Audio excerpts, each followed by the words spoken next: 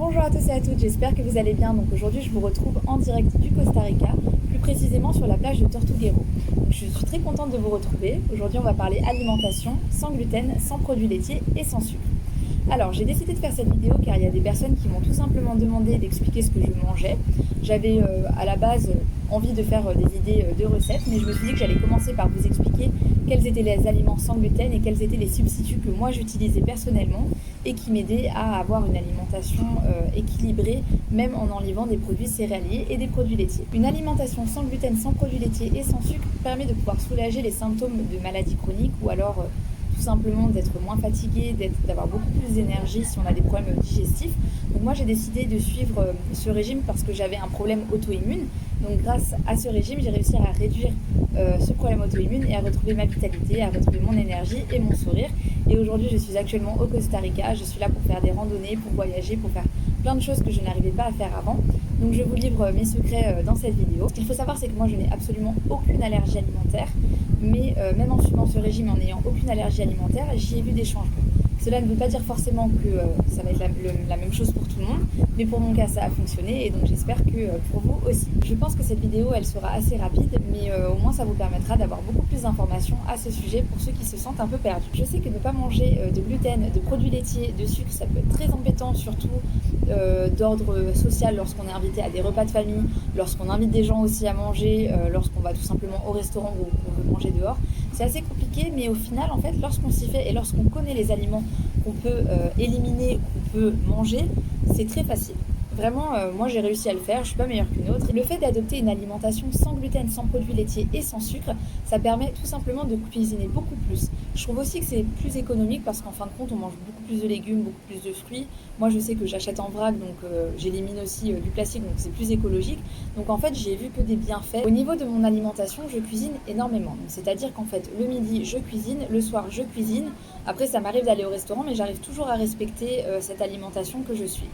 Je ne mange pas de viande, alors je ne suis pas du tout végétarienne parce que ça m'arrive d'en manger mais je n'en mange pas de manière générale. Par contre je mange du poisson et des fruits de mer. Donc c'est vrai que ça peut être assez compliqué au premier abord de trouver des alimentations qui ne sont sans gluten, sans produits laitiers, sans sucre, sans viande, mais au final j'y arrive et je m'en porte très bien et en fait c'est juste de faire des efforts au quotidien. Il ne faut pas être psychorigide sur son régime alimentaire, c'est-à-dire que moi par exemple quand je suis invitée chez des amis, quand je suis invitée chez des gens, je n'embête pas par rapport à mon alimentation parce que j'ai la chance de ne pas avoir d'allergie. Par contre, lorsque j'ai fait mon protocole de 90 jours d'Isabella Wens, là je n'ai vraiment mangé aucun de ces produits, donc sans gluten, sans produits laitiers, sans sucre, sans alcool, etc. Donc ça, j'avais fait une autre vidéo à ce sujet, donc j'en avais déjà parlé. Concernant l'alimentation sans gluten, je pense que le principal problème, c'est que beaucoup de personnes ne savent pas quels sont les aliments qui contiennent du gluten. Donc on va avoir les aliments à base de blé, à base d'orge, à base d'avoine et à base d'épeautre. Et après, il y en a d'autres. Ça va être tout simplement les aliments qui sont faits à base de farine de blé aussi, donc les pâtes à pizza, les pâtes. Qu'est-ce qu'on a d'autre ? On a aussi les produits industriels, les gâteaux, les biscuits, etc. Certaines sauces aussi. Donc ça, c'est assez compliqué de suivre tout ça parce que par exemple, lorsqu'on va au restaurant japonais et qu'on prend une sauce soja, il y a du gluten dedans. La bonne nouvelle, c'est qu'il y a beaucoup de substituts pour les aliments avec du gluten. Par exemple, on a tous les produits céréaliers comme le riz, la pomme de terre, le millet aussi. Donc pour ceux qui, par exemple, ont l'habitude de manger des céréales le matin ou du muesli, des choses comme ça, vous pouvez en faire vous-même à base de millet.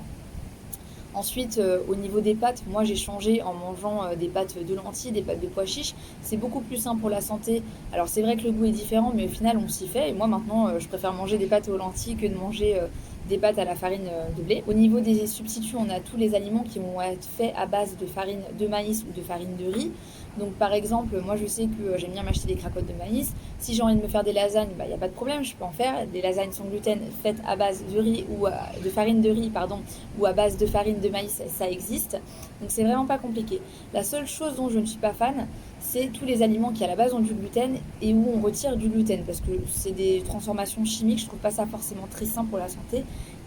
Et à la limite, c'est mieux de manger vraiment un aliment qui n'a pas beaucoup de gluten plutôt que de manger quelque chose qui est complètement chimiquement transformé. La petite astuce que j'ai, c'est de regarder en fait tous les ingrédients que je trouve derrière les paquets.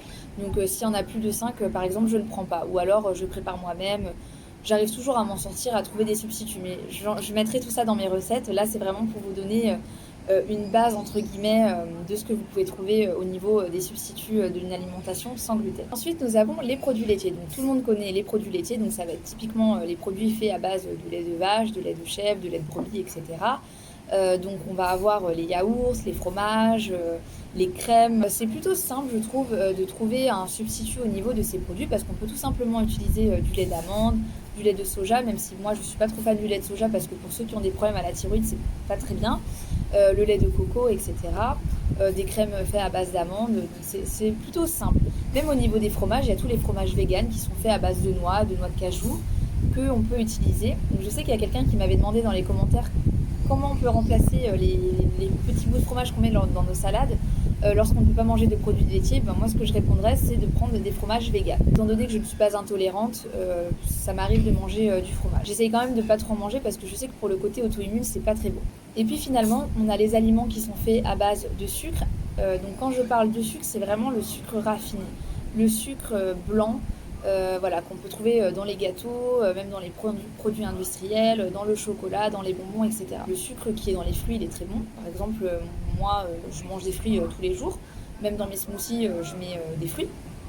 Mais là, c'est du bon sucre parce que c'est du sucre naturel. Ce que j'utilise de manière générale, ça va être des substituts du type du sirop d'agave, des dattes, du miel. Il y a vraiment des recettes très faciles à réaliser de gâteaux sans gluten, sans produits laitiers et sans sucre, en prenant par exemple des flocons de millet, en prenant des dattes, mais en mettant du lait de coco, et c'est très bon. Je suis vraiment très chanceuse parce que je ne suis pas très fan des produits sucrés. C'est-à-dire que je mange vraiment très rarement des gâteaux, des bonbons, des choses comme ça. Je suis pas très fan. Quand j'en ai envie, ça m'arrive d'en cuisiner, d'en manger ou d'en acheter quand j'ai envie, de barres paléo par exemple, ou si j'ai envie de sucrer. Mais de base, je suis quelqu'un qui aime vraiment le salé. C'est-à-dire que moi, mon goûter idéal avant, c'était les cornichons avec de l'ayran. Je ne sais pas si vous savez ce que c'est. L'ayran, c'est une boisson turque qui est faite à base de yaourt avec du sel dedans et de l'eau. Enfin, ça sonne un peu bizarre dit comme ça, mais moi, j'adorais vraiment ça. Là, j'en bois plus parce que j'ai arrêté les produits laitiers, mais c'était vraiment mon goûter idéal. Donc au niveau des produits sucrés, c'est vrai que je ne serais pas trop d'une grande aide, mais je sais qu'il y a des recettes qui existent parce que moi, ça m'est déjà arrivé d'en cuisiner. Et la chose dont je me suis rendu compte, c'est que moins je mange du sucre, moins j'en ai envie. C'est-à-dire qu'en fait, je n'ai jamais envie de manger de sucre tout simplement parce que je n'en mange pas. Je sais que cette vidéo était assez rapide. Le but c'était vraiment de vous faire une review des produits et des substituts qu'on peut prendre pour une alimentation sans gluten, sans produits laitiers et sans sucre parce que c'est vrai que pour l'instant j'ai pas trop le temps de faire des vidéos recettes. Au final, manger une alimentation sans gluten, sans produits laitiers et sans sucre, pour moi ça a été beaucoup plus économique. Je mange toujours aussi bien, je me sens mieux, avec beaucoup plus d'énergie, beaucoup plus de motivation. Ça m'a vraiment permis de pouvoir réduire ce problème auto-immune, de retrouver mon énergie, de retrouver ma vitalité et de pouvoir faire plein de choses. Donc j'espère que cette vidéo, elle a pu vous permettre d'en apprendre un peu plus sur cette alimentation. Je reviendrai de toute façon avec d'autres vidéos, avec des idées de recettes, avec d'autres vidéos pour vous parler de santé. Donc j'en ai vraiment plein dans mon sac, ne vous inquiétez pas. Si vous avez aimé le contenu de cette vidéo, n'hésitez pas à mettre un pouce bleu, à mettre des commentaires ou à me suivre sur Instagram. Ça fait toujours plaisir et c'est gratuit. En attendant, moi je vous envoie tout le soleil que je peux vous envoyer du Costa Rica. Je vous souhaite une très belle journée ou une très belle soirée et je vous dis à très vite.